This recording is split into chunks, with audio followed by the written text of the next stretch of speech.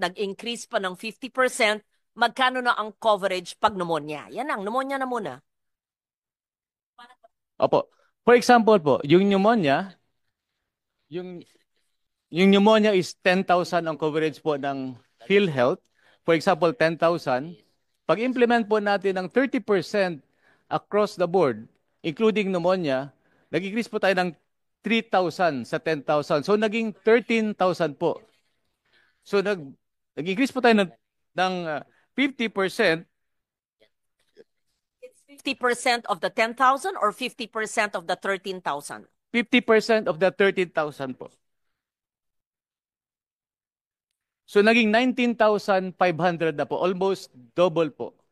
This will apply to all government hospitals, whether national, DOH retained, or LGU hospitals, Lahat right? po ng accredited ng PhilHealth. Maski na pribadong ospital, basta accredited ng Opo. PhilHealth. So ang pneumonia po, 19,000.